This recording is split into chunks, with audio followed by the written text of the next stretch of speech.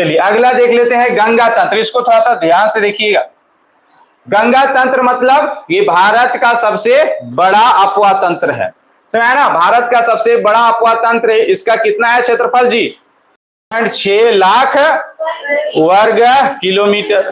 ठीक है, जो भारत का कितना है 26.2% भारत का क्षेत्रफल का। तो भारत का कुल क्षेत्रफल कितना है जी? भारत का कुल अगर क्षेत्रफल की बात करें तो 32,87,263 32,87,263 किलोमीटर स्क्वायर, समझ ना। इसका 26% लगभग है कौन?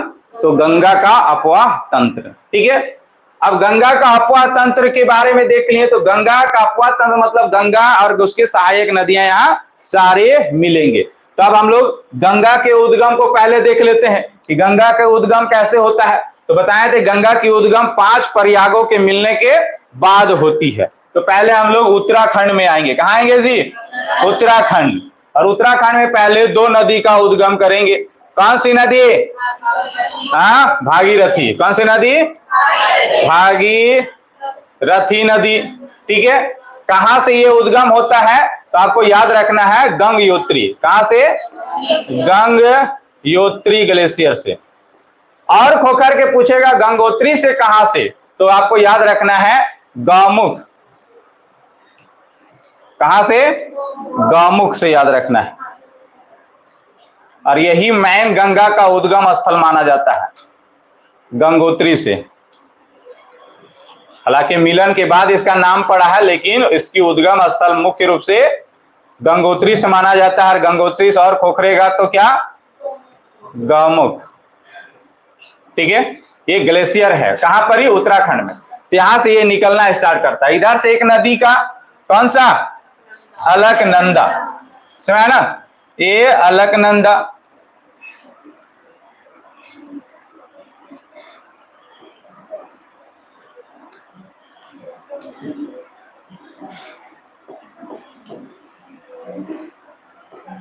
अलकनंदा ये हो गया। ये कौन से ग्लेशियर से? तो आपको याद रहा ये भी उत्तराखंड से ही, सब उत्तराखंड में ही है ना। सतोपंत ग्लेशियर। सतोपंत ग्लेशियर से इसका उद्गम होता है। ठीक है, अब बताए थे आप लोग को कि ये दोनों जहां मिलन होता है इसे क्या कहते हैं जी? देवप्रयाग। लेकिन हम आप लोग को टोटल 5 प्रयाग बताए थे। अब इधर से कौन सी नदी चला गया? अब इसका नाम क्या पड़ता है? गंगा पड़ता है। ठीक है, तो यहां आपको हम बताए थे क्या कि यहाँ 5 प्रयाग। तो 5 प्रयाग का ट्रिक आप लोग को बताए थे क्या? बिना कारण के रुला दिया। बिना कारण के रुला दिया। ठीक है, तो बिना से बी से आपको याद रखना कौन सा? विष्णु प्रयाग है ना। ना से नंद प्रयाग, का से कर्ण प्रयाग, रू से रुद्र प्रयाग और दिया से देव प्रयाग। खत्म हो गया, समझा ना। लेकिन अब नदियां कौन कौन से नदी मिलने के बाद ये इसका नाम पड़ा है प्रयाग? तो सबसे पहले इधर से आता है धौला, धौला है ना, धौली गंगा, समझा ना। धौलागिरी नहीं, धौली गंगा। तो इधर से आया धौली गंगा, समझा ना। और यहां पर ही आके मिलता है किससे? अलकनंदा से। तो जहां धौली गंगा और अलकनंदा की मिलन होता है उसे कहते हैं विष्णु प्रयाग। ठीक है, इसके बाद आगे से एक नदी और आती है, समझा ना, नंदाकिनी। कौन सी? नंदाकिनी। और इसका नाम क्या पड़ा? नंद प्रयाग। ठीक है, नंद प्रयाग इसका नाम पड़ गया। तो नंदाकिनी और अलकनंदा के मिलन के संगम स्थल को क्या कहा गया है? नंदाकिनी। इसके बाद यहां से एक और नदी आती है पिंडार, है ना, पिंडार नदी। और पिंडार नदी जहां आके मिलती है उसे क्या कहते हैं? कर्ण प्रयाग। इधर से केदारनाथ से, कहां से? केदारनाथ। केदारनाथ से एक नदी का उद्गम होता है मंदाकिनी। कौन सा? मंदाकिनी नदी। और यहाँ पे जो मिलता है उसे क्या कहते हैं? तो उसे कहते हैं रुद्र प्रयाग। तो इस तरह से सारे नदियां और उसके प्रयाग याद रखना। याद रखिएगा कि बद्रीनाथ, कई बार यही क्वेश्चन कर दिया कि बद्रीनाथ किस नदी के तट पर है, तो बद्रीनाथ जो वो अलकनंदा के ही है ना, बद्रीनाथ, ठीक है, ये बद्रीनाथ है, ठीक है। तो बद्रीनाथ, तो इस तरह से 5 प्रयाग के बाद इसकी गंगा। एक नदी और याद रखना है इधर से, यहां पर ही भागीरथी नदी में एक नदी आके मिलती है, छोटा सा भींगना नदी बोलते हैं या भिलांगना नदी, समझा ना। कहां पे आके मिलता है, तो उत्तराखंड के टिहरी में आके मिलता है, समझा ना, टिहरी में आके मिलता है। जहां ये संगम स्थल है उस स्थान पे एक बांध बनाया गया, बांध मतलब डैम्स, समझा ना, नदी के पानी को छेक देना कुछ हद तक, उसकी क्या कहा गया है, डैम मतलब बांध कहा जाता है, समझा ना।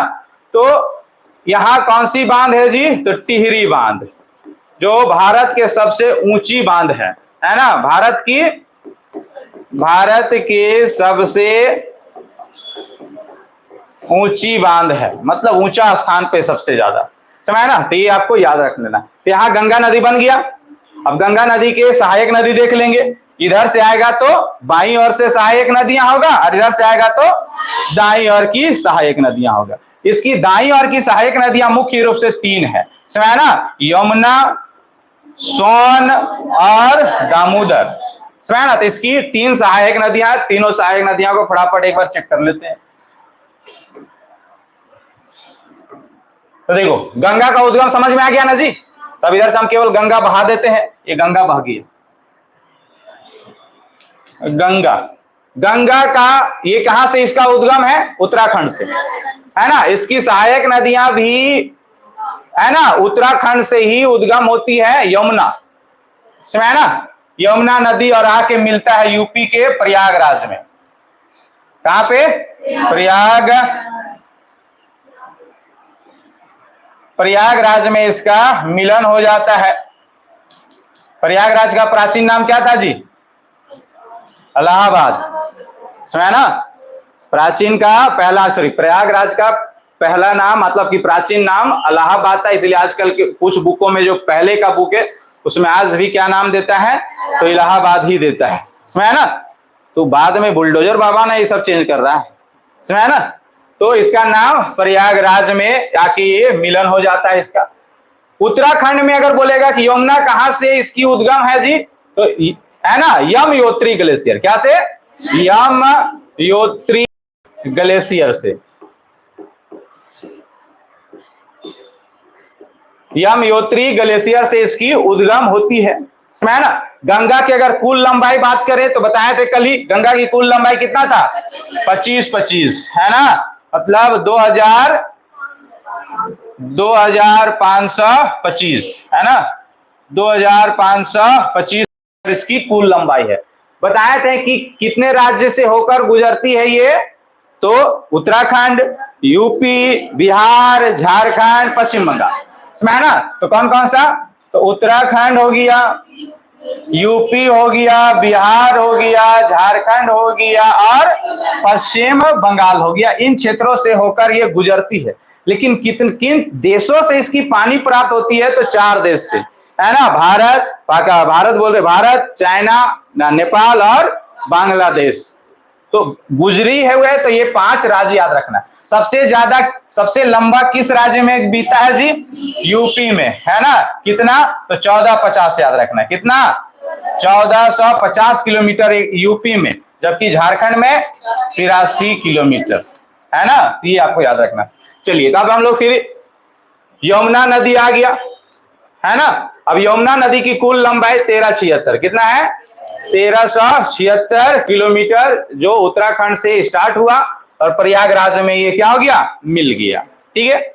यमुना जो है वो गंगा की सबसे बड़ी सहायक नदी है। जिस तरह सिंधु का सबसे बड़ा सहायक नदी चिनाब नदी, उसी तरह गंगा का सबसे बड़ा सहायक नदी जो है वो कौन है, यमुना है, समझ बात को। अब यमुना आप लोग को थोड़ा सा और ध्यान देना, यमुना अगर बड़ा नदी है तो इसकी भी कुछ सहायक नदियां देख लेंगे, समझ बात को। तो इसकी भी कुछ सहायक नदियां देखना पड़ेगा। तो इसकी सहायक नदियां अगर इधर से मिलेगा तो क्या कहलाएगा जी, बाई और सॉरी दाई और से, दाई होना ऐसे ना जा रहा है जी, तो ऐसे जाएगा तो इधर से दाई और इधर से आएगा तो बाई, समझ ना। तो इसमें आप लोग को याद रख लेना है, एक ट्रिक आप लोग को बताए थे, समझ ना, क्या चेस कराओ ना यार, समझ ना, मतलब किसी को बोल रहे दारू पिला ना यार, चेस करेंगे, फल ने हमको धोखा दे दिया, समझ ना, ऐसे बोल रहा है। बोले चलो ठीक है, तो बोल रहा है क्या कि चेस कराते हैं, समझ ना।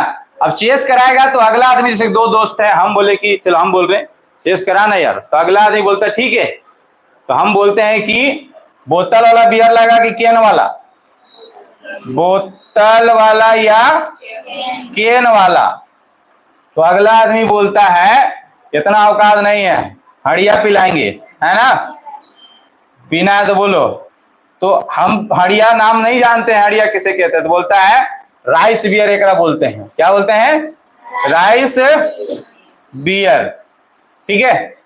तो फिर लास्ट में हम क्या बोलेंगे, एक दम भी तो है, पीना भी जरूरी है, नींद नहीं आएगा, इसे बोले चल मंगा ले सब ठीक है, क्या बोल रहे हैं, सब ठीक है मंगा लो, है ना। तो इस तरह से ये ट्रिक याद रखना, सब ठीक है। अब जहां जहां टिक आउट करेंगे वहीं वहीं नदी का नाम है, समझ ना। तो ये सारे नदियां का नाम है। तो इधर से देखो, ये ऊपर जो हम बोले हैं ये इतना सा केवल दाई और की सहायक नदियां है ना। तो दाई और से सहायक नदियां फटाफट यहां से लिखते जा रहे हैं। ये देखो चंबल, कौन सा नदी, चंबल नदी। ये देखो सा से सिंध नदी, है ना। सिंध नदी के बाद बोतल, तो बेतवा, कौन सा नदी, बेतवा, बेतवा।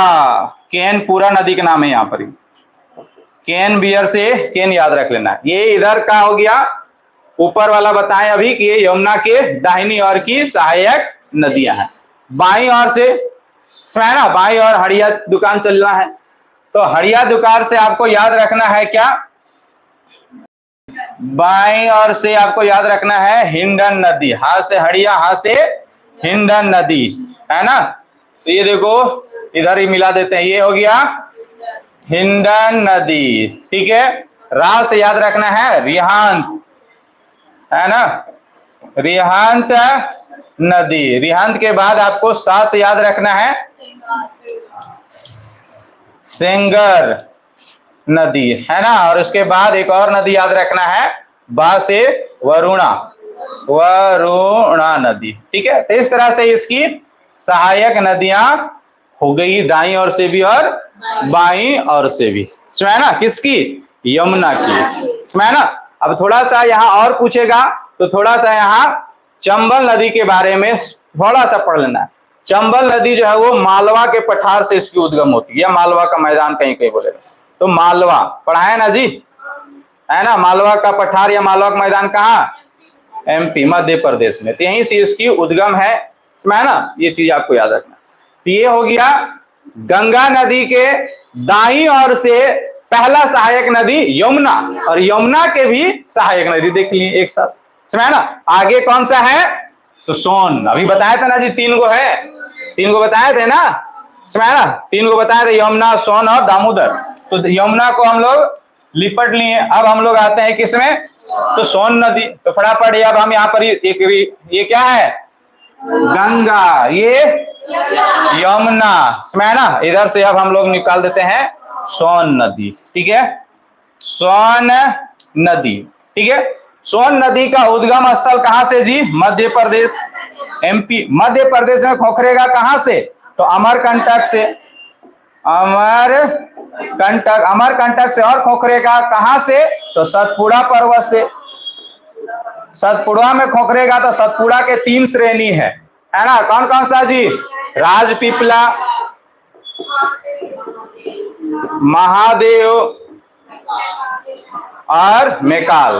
तो ये कहाँ का है, मेकाल से ये निकलता है ना, कहां से, मेकाल से निकलता है। और ये मेकाल से होते करते ये गंगा नदी से आके मिल जाता है। गंगा नदी के किस क्षेत्र में आके मिलता है, तो पटना, कहां से, पटना में आके मिलता है, समझ ना, कहां पर ही, पटना में आके मिल जाता है। तो आप अगर इतिहास पढ़िएगा तो इतिहास में आप लोग मगध महाजनपद पढ़िएगा। मगध महाजनपद का पहला राजवंश हर्यक वंश, और हर्यक वंश के संस्थापक बिंबिसार, बिंबिसार का बेटा अजातशत्रु, अजातशत्रु का बेटा उदयन, समझे ना। तो उदयन ने अपना राजधानी पाटलिपुत्र को बनाया था।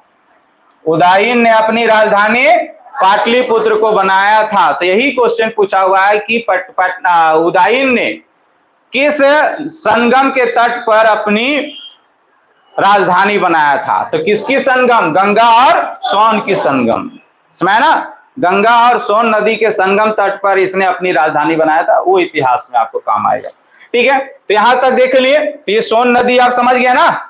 इसके बाद हम लोग का इधर से झारखंड से है ना लातेहार, है ना, लातेहार लोहरदगा होते करते रामगढ़ हजारीबाग, है ना, रांची हजारीबाग रामगढ़ होते करते ये दामोदर निकलेगा। और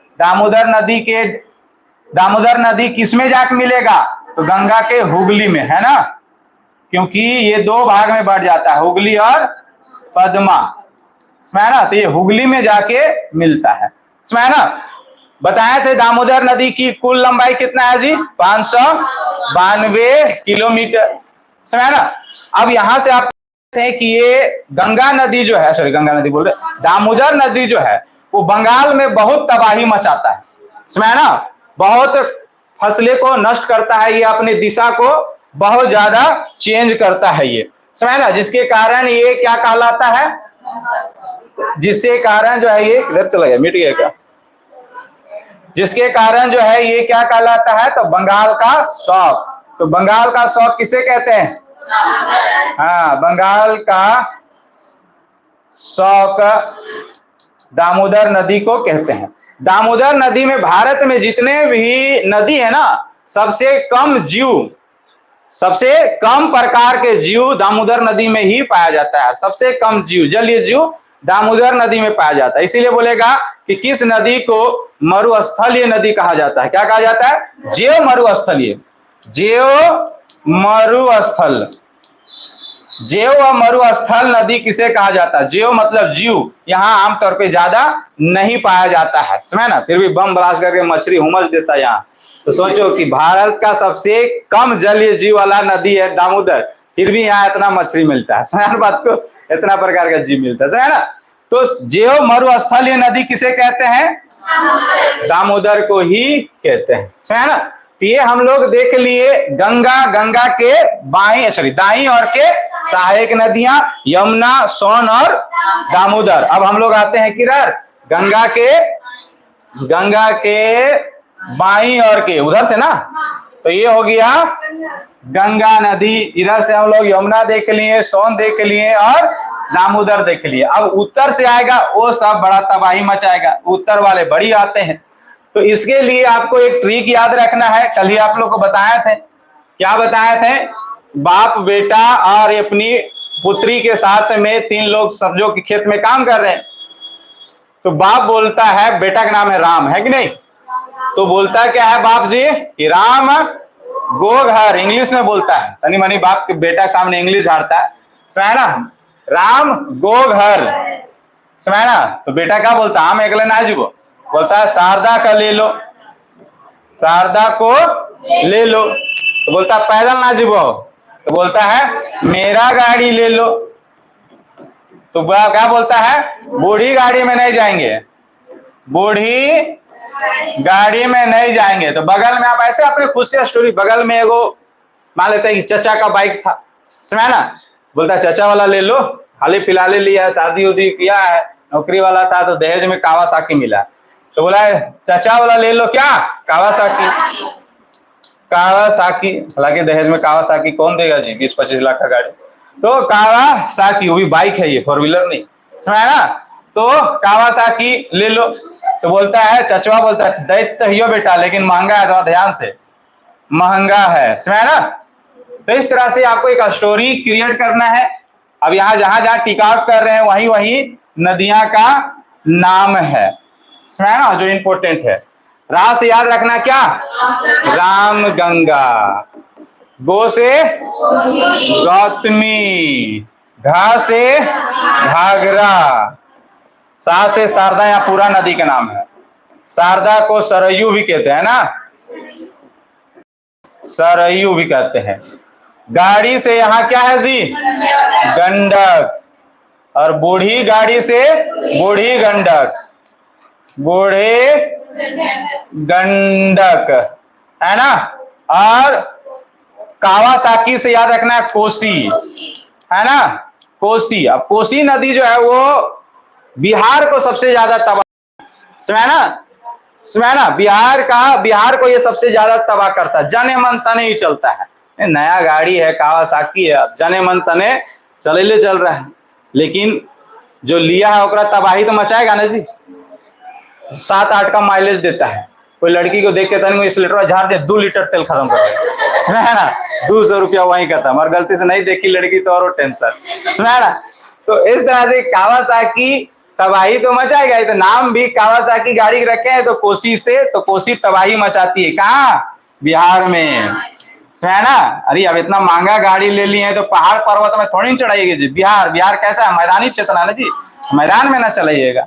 तो मैदान में चला रहा है कावासाकी। तो बिहार का शौक किसे कहते हैं, कोसी नदी को कहते हैं। और महंगा से याद रखना है महानंदा, है ना, महानंदा। तो इस तरह से अब ये पूरे नदियां हम लोग यहाँ फिगर में देखो, समझे ना। ये देखो गंगा, अलकनंदा और भागीरथ के मिलन के बाद ये गंगा नदी का उद्गम हो गया। और इस तरह से गंगा नदी चलता गया। यहाँ पे आने के बाद देखो ये पद्मा और ये इधर हुगली, खत्म। अब इधर से इसकी सहायक नदी देखो, पहला ये वाला कौन, यमुना नदी आके मिला कहाँ पर ही, तो इलाहाबाद। यहाँ बाद देखो ये फिगर इलाहाबाद में बनाया, समझे ना, मतलब प्रयागराज, समझे ना। अब इधर से देखो, ये देखो चंबल नदी, सिंध नदी, बेतवा नदी, केन नदी, समझे ना। इसके अलावा देखो यहाँ से सोन नदी, ठीक है। सोन नदी का सहायक नदी तो उसने याद रखनी जरूरत। ये देखो झारखंड का दामोदर नदी, ठीक है। ये इधर वाला, ऊपर वाला से देखो, ऊपर वाला में देखो रामगंगा, है ना, किले से करते हैं।